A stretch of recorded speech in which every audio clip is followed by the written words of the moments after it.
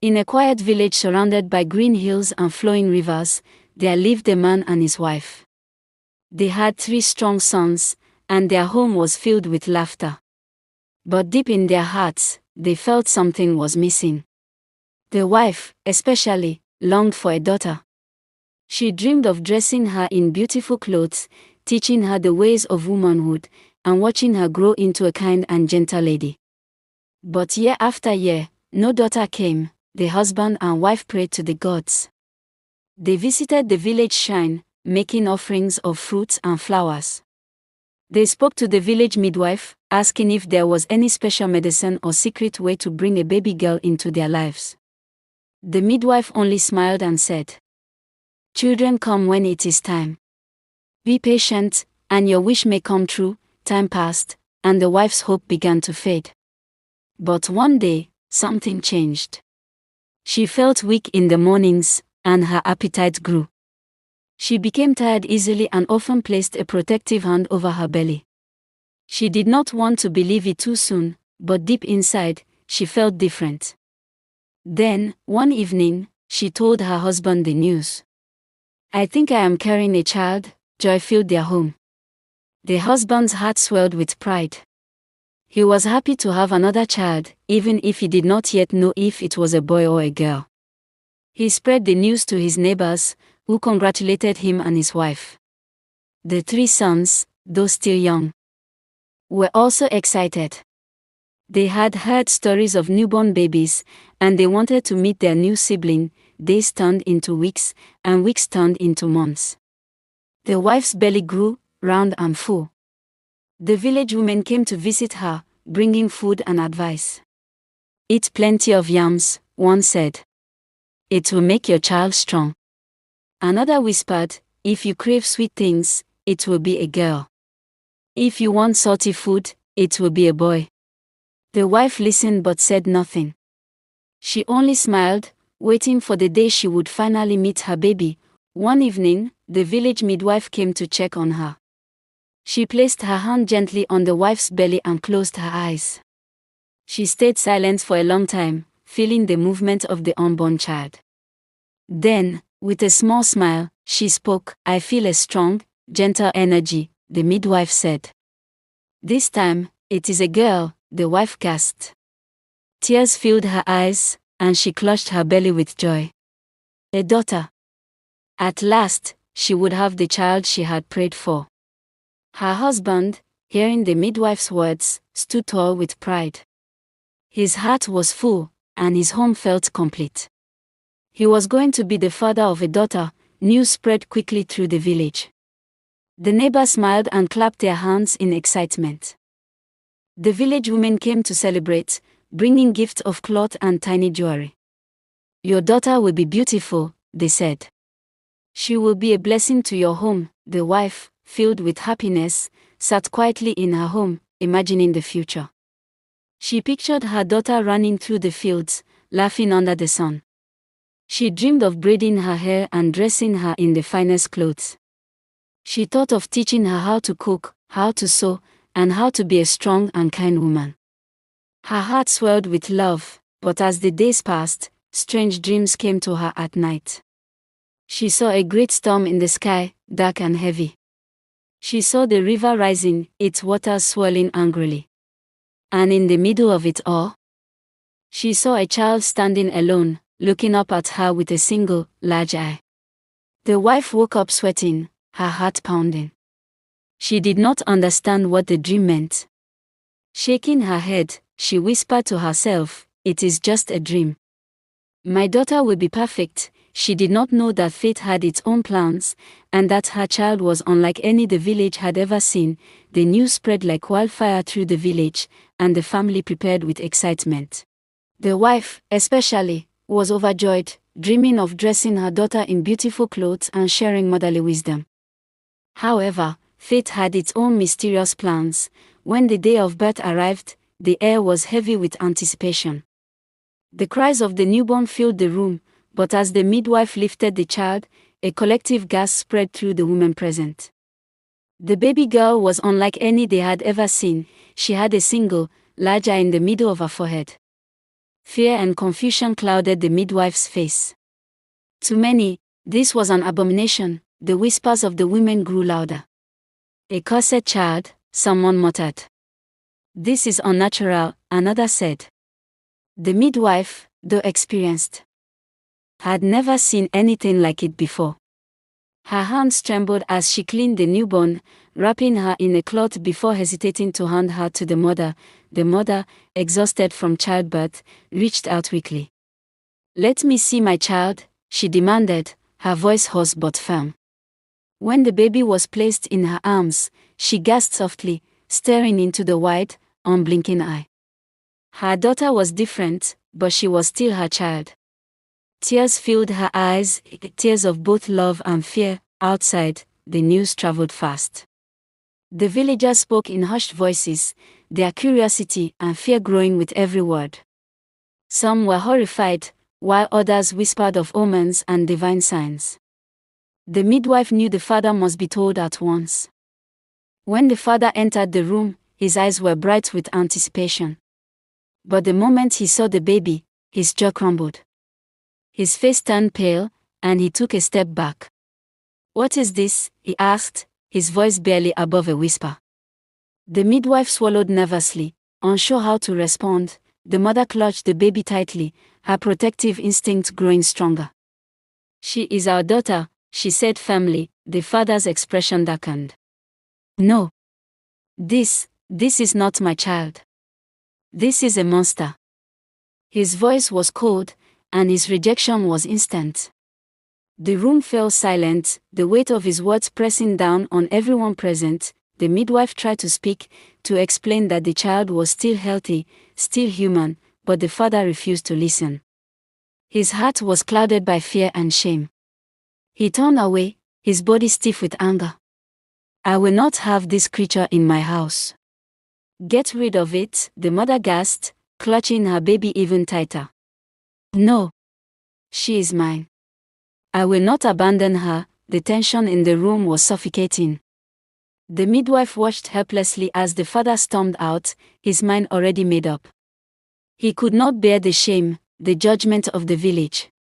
The mother, however, had already decided, no matter what, she would stand by her child.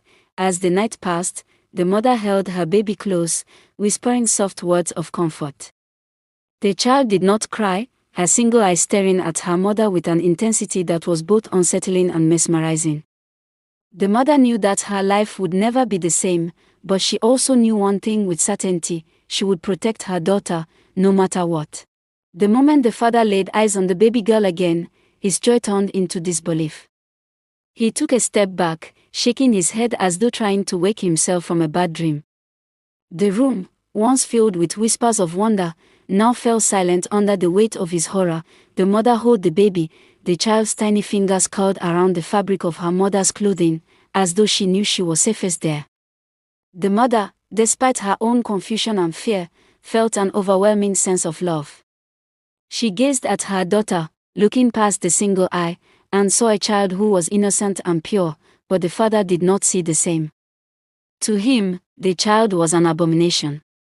He turned to the midwife, his face dark with anger. "Take it away," he ordered. "This is not my daughter.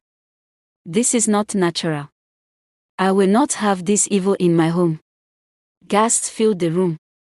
The women who had gathered exchanged worried glances. It was rare for a father to reject his own child, especially so soon after birth. One of the older women, a respected figure in the village, stepped forward. "She is your blood," the old woman said firmly. "She is your daughter.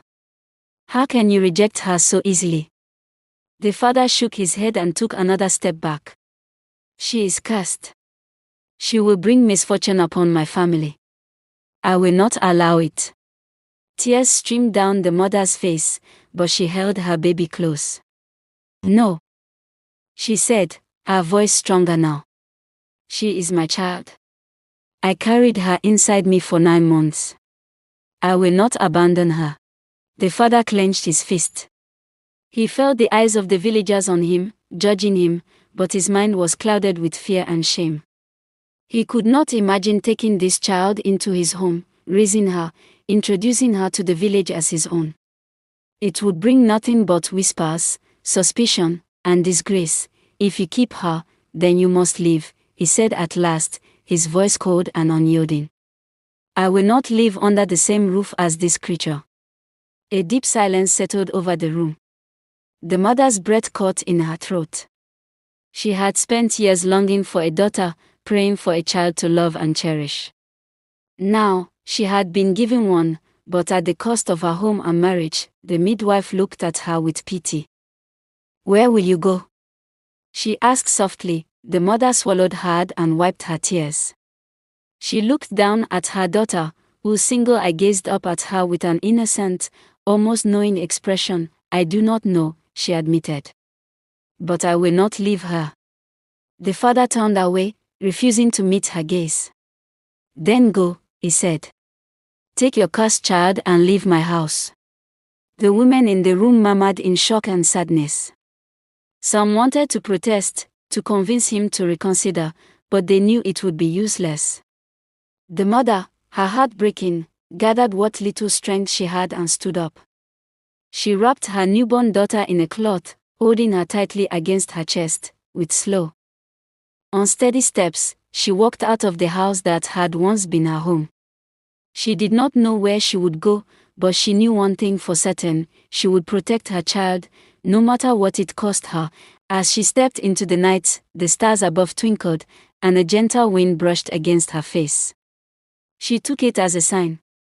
She was not alone. Somewhere, somehow, a path would open for her and her child. The journey was only beginning. The girl was different in more ways than one. From the moment she was born, there was something unusual about her. Her single large eye in the middle of her forehead made her look different from other children, but her differences were not just in appearance. Her mother noticed strange things about her right from the start. As an infant, she would cry uncontrollably whenever something bad was about to happen. At first, her mother thought it was just hunger or discomfort. Babies cried all the time, after all. But as the months passed, she began to notice a pattern. There were times when the baby would suddenly wail in the middle of the night, her tiny body trembling as if she had seen something terrifying. On those nights, something bad always happened. One night, she cried for hours, and the next morning, they learned that a villager's house had caught fire. Another time, she refused to stop screaming, and later that day, a man in the village was bitten by a snake. The mother did not know what to make of it. She did not believe in curses or evil spirits, but she could not ignore what was happening. The widow, who had given them shelter, also began to notice the strange occurrences. As the girl grew, her differences became more obvious. Unlike other babies who laughed and cooed when their mothers played with them, she was silent most of the time. She would stare at people with her single eye, as if she could see something they could not. It was unnerving. Some villagers who visited the widow's house felt uncomfortable under her gaze. She looks right into your soul, one woman whispered to another. It is as if she knows everything about you. By the time the girl was 2 years old, she still had not spoken a single word. Other children her age were already learning to say simple words like mama and papa, but she remained silent. Her mother began to worry. Was something wrong with her child? Was she unable to speak? The widow tried to comfort her. She will speak when she is ready, she said. Some children take longer than others. But deep down, even she felt that something was different about this child. When the girl turned 3, her silence remained unbroken. She did not run and play like the other children in the village. She preferred to sit quietly, watching everything around her. She never cried unless something bad was about to happen. One day, she sat in the corner of the room, staring at the door for hours. Her mother and the widow thought nothing of it at first. But that evening, a messenger arrived with terrible news.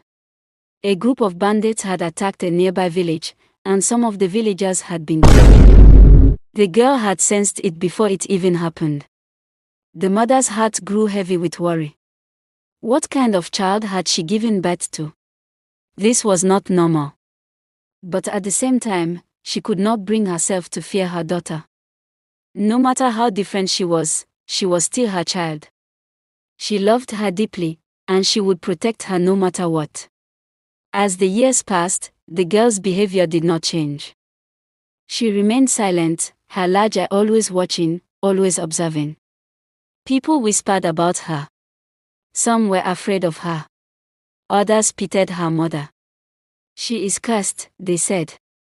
That is why her father abandoned her. But the mother ignored them. She knew her daughter was not evil.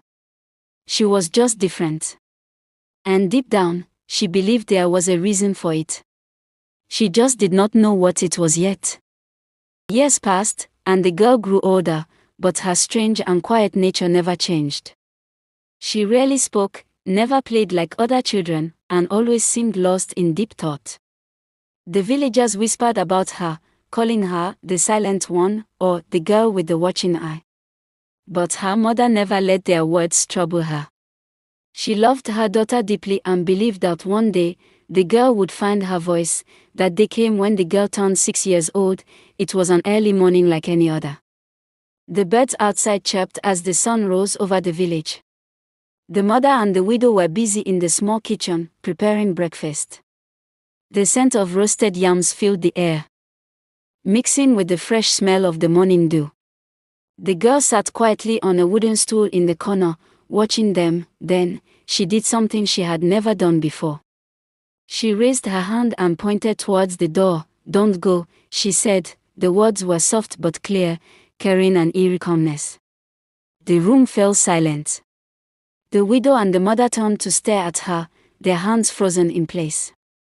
A wave of relief washed over them. After all these years, she had finally spoken. The widow clapped her hands in excitement. "She can talk. She can finally talk," she exclaimed, the mother's eyes filled with tears of joy. She rushed to her daughter, kneeling in front of her and holding her small hands. "Say it again, my child," she whispered. "Say anything. Say my name. Say anything at all." But the girl only looked up at her mother with her single, large eye. She did not repeat herself. The widow laughed, brushing off the moment. "Oh, she must have heard us talk about my trip to the next village today. Maybe she doesn't want me to leave because she's used to having me here." The mother smiled, wiping away her happy tears. Perhaps she just wanted to say something for the first time. She is finally finding her voice. They continued preparing breakfast, their hearts light with joy. The girl, however, did not smile. She lowered her hand, her single eye still fixed on the door. But no one noticed the worry in her gaze. That evening, the widow packed a small bag. "I will be back before nightfall," she promised. "I just need to collect a few things from the next village." The girl stood by the doorway, unmoving. "Don't go," she whispered again. The widow laughed and patted her head. "I must, little one. But I will return soon. Don't be afraid." With that, she stepped out into the fading light of the evening. The night came, but the widow did not return. The mother stayed awake, pacing back and forth, her heart growing heavier with each passing hour. The girl sat in silence, staring at the floor. A deep feeling of dread filled the air, though no one spoke of it. Then, just before midnight, a loud knock echoed at the door. The mother rushed to open it, hoping to see the widow standing there, safe and sound, but it was not her. A man from the village stood outside, his face pale and his breath heavy. He looked at the mother with sorrow in his eyes. "I am sorry," he said. "The widow, she is gone." The mother staggered backward, clutching her chest. No, that cannot be. She said she would return." The man lowered his head. "She never made it to the next village. A river runs between here and there. It seems she tried to cross the old bridge, but it collapsed under her weight. The villagers found her body in the water. She drowned." A wail of grief tore from the mother's lips. She collapsed to the ground, sobbing uncontrollably. The girl did not move. She simply sat there, her expression unreadable. The villagers gathered around the house, whispering among themselves. Some stole glances at the girl, remembering the strange words she had spoken that morning. She told her not to go. One of them murmured, "Could she have known?" Another asked. The girl finally lifted her head. She looked at her mother with her large, solemn and spoke again, her voice barely above a whisper. I saw blood around her. A chill ran through the air. The villagers exchanged uneasy glances. The mother, tears streaming down her face, pulled her daughter close. Fear and love battled within her heart. She finally understood. Her daughter had a gift, one that no one could explain. And this was only the beginning. Grief hung heavy in the house, and the mother began to piece together her daughter's strange gift. When she questioned the child, the girl looked up with her single eye and said softly, "I saw blood around her." Fear mingled with love in the mother's heart. She knew then, her daughter could see beyond the physical world. The widow's death had shaken them both. The mother could not forget how her daughter had warned them, nor could she ignore the chilling truth in her words. She sat in the dimly lit room, watching her daughter closely. The child was calm, unaffected by the weeping and mourning around her. She simply sat, her small fingers tracing patterns on the wooden floor, her eye distant, as if she saw something beyond the walls of their home. The mother held her daughter close that night, her heart pounding. "What else do you see?" she whispered. The child did not answer right away. She blinked her large eye, then turned to her mother and said, "I see shadows." The word sent a shiver down the woman's spine. She did not press for more. Instead, she held her daughter tighter, determined to protect her no matter what. As the days passed, the mother watched her child with renewed awareness. She noticed how the girl would stop in the middle of playing and stare at something unseen. How she would sometimes hum an eerie tune, her voice carrying a strange, otherworldly melody. At night, she would wake up suddenly, eyes wide with fear, though she never cried out. One evening, as the mother was preparing supper, the girl stood by the doorway and spoke. "A man will come soon," she said. "He will bring danger." The mother dropped the spoon she was holding. "What do you mean? Who is coming?" The child did not answer. She simply walked away, leaving her mother in fearful anticipation. That very night, a stranger arrived in the village. He was a traveler, claiming to be lost. The villagers, kind and welcoming, offered him shelter and food. But the mother could not ignore her daughter's words. She watched the man closely, suspicion growing in her heart. The next morning, the village awoke to chaos. The stranger had stolen from the homes he had stayed in and disappeared before dawn. The villagers were outraged, searching for any trace of him. The mother, however, was not surprised. Her daughter had warned her. The realization settled deep within her. This was no ordinary child. Her gift, or curse, was real. From that day on, the mother took her daughter's warnings seriously. If she said not to go somewhere, they stayed home. If she told someone not to do something, the mother would insist they listen. Some believed the child was simply lucky, but the mother knew better. One night, as they sat by the fire, the mother took her daughter's small hands in hers. "Tell me, my child," she said gently, "what do you see now?" The girl tilted her head slightly, her eye reflecting the flickering flames. "I see a storm coming," she whispered. A storm bigger than before. The mother did not understand what she meant.